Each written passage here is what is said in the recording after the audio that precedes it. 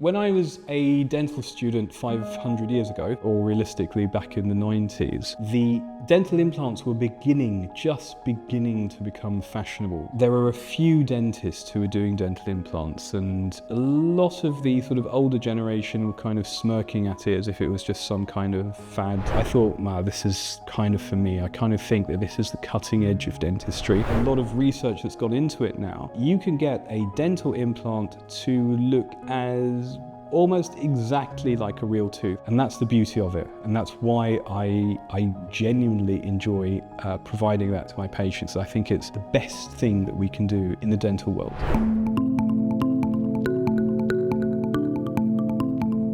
So is cosmetic dentistry the same for all of your patients? No, of course not.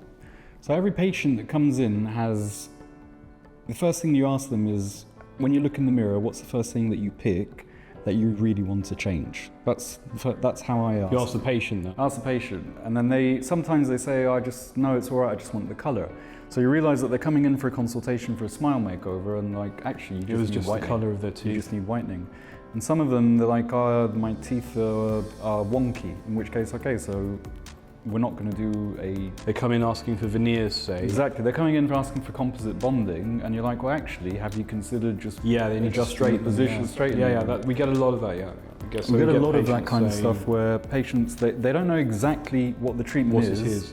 But that's the benefit of the consultation. Exactly. So a consultation is a genuine consultation. It's not to sort of drag people in and sell them treatment. It's to figure out what they... Exactly, you verify what they actually want, and because you've got them, you've got an idea about what's best for them. Yeah. So you guide them into what would be the most appropriate treatment. So you start with what is it that you would like most to change what do you about want to have done. Yeah. And then you tell them, okay, so if you want that done, you're probably going to be better off having this. A lot of times patients come in thinking that they're going to have this massive amount of work done. Yeah, I was just saying. And you're like, actually, you just need a tiny tweak there, and maybe a little bit of tidying up on that side, and you'll be absolutely fine. And they're delighted. And then, half an hour's treatment, and they're out laughing, literally, exactly. And they've paid a fraction of what they had in mind to have done, exactly. Because of the way that composite bonding became so popular, especially with popularised by Love Island and that kind of stuff. Yeah. Patients don't realise that whenever you do something, it's a long-term, lifelong commitment. Yeah. It's not something you're going to do once and it's the end of you're sorted for life. The moment you start doing anything to your tooth, whatever it is, there is a timer that you put on it, and you want that timer to run very, very, very slowly. Ticking clock, yeah. Because the more you do, the quicker it turns. But the less the more aggressive you are. Exactly. So the less you do is always going to be better. Why do people go to Turkey? Technically, it's because they want to pay less because of the cost of everything that's in the UK. There's two things that they get done in Turkey, apart from your hair and all the other stuff, but from a dental perspective, they either do a lot of cosmetic work or they do a lot of dental implants. I think there's a trend, and because patients are coming in, they're only there for a week, so they have to cut corners to get the job done, which is where problems start to happen. And the second thing is that, as with any country and every profession, some dentists are great and some dentists aren't as good as the others. The same, you'll have it in the UK, you'll have it abroad, it's all the same. It's very difficult. The problem is with aftercare.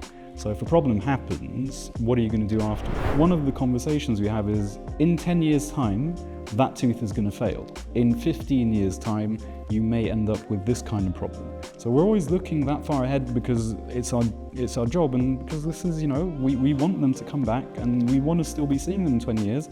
I don't want to keep fixing problems for 20 years. I'd like to do the job once and, I'll see you for your regular reviews and that's it. That's one of the issues with the Turkey thing, is that how many times are you going to go back and see that same dentist to get the job repaired or maintained or things like that? That's the balance. You realise that things have moved on, and you find that things have moved on, and it's one of two things. Either you become a dinosaur or you go on the courses and learn. And I have done this at various stages in my career. I've actually had to learn digital now. I've got to go and learn advanced dental implants. I've got to do advanced grafting.